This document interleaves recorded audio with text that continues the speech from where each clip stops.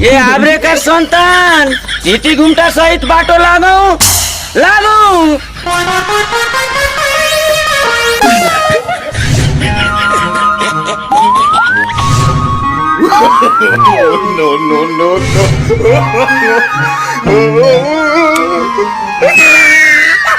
अब जेठानकातिर लाग्ने चाहिँ होला नि होइन लाग्नु।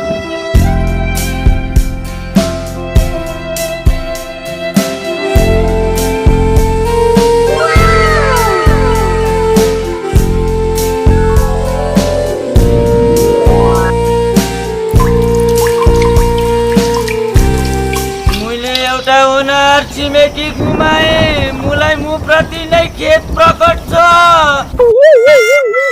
यस्तो असल छिमेकी कहीँ गए पनि पाइँदैन। हेर त मेरो आँसु झरेका।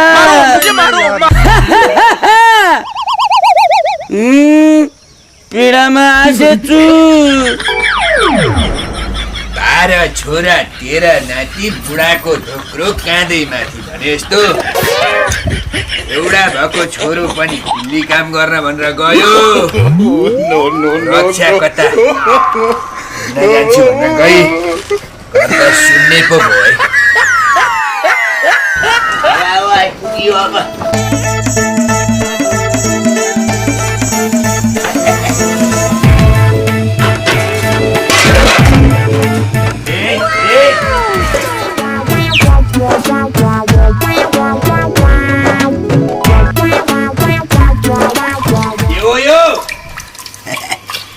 अब कस्तो भन्यो नि जेठान साहब, हामी चाहिँ यही तलतिर र यही मासतिर हुनाले कहिलेकाहीँ यसो जेठानकोतिर पाहुना लाग्न जाउँ न त भन्ने कुरो पनि बिर्सिनु रहेछ।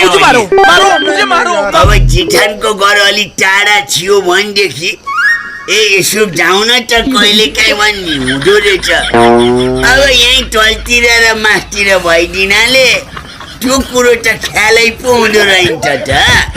त्यही भएर जेठान साहबलाई यसो पैसा कहिलेकाहीँ पाउन लाग्न आइदिए हुन्थ्यो।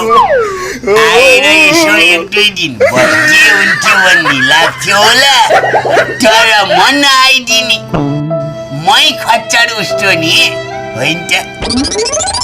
जेठुको पित्तदेखि नै चित्त दुखिराख्या होला भन्ने सोचेर हामीहरू त सब परिवारै पाउन लाग्न पो आयौँ त।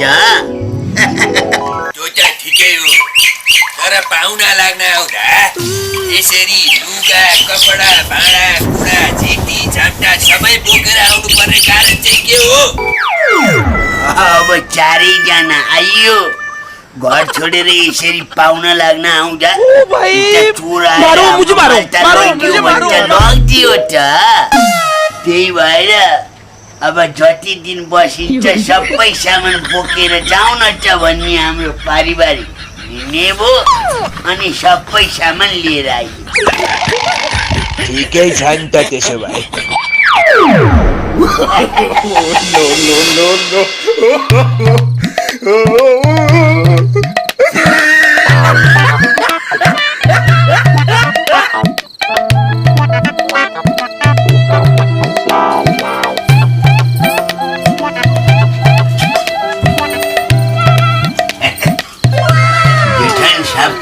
म आइरहँ जस्तो लाग्ने।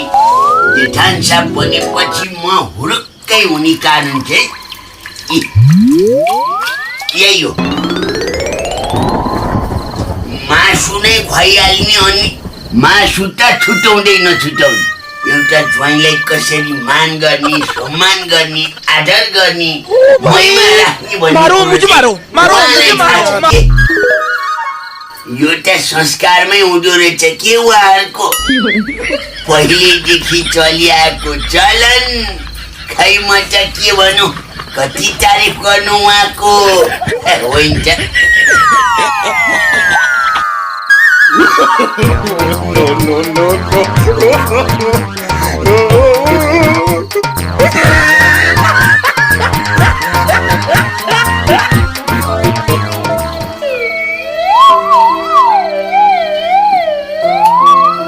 हालको तेरी राख्या चन्द्री न भटाभट सबै दाइको त हो नि आफ्नो माइतीमा फुल लजाउने हो थाले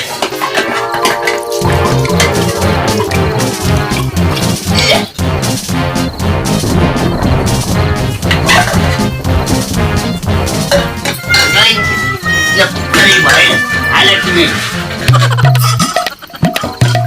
ओ भाई मारो मुझे मारो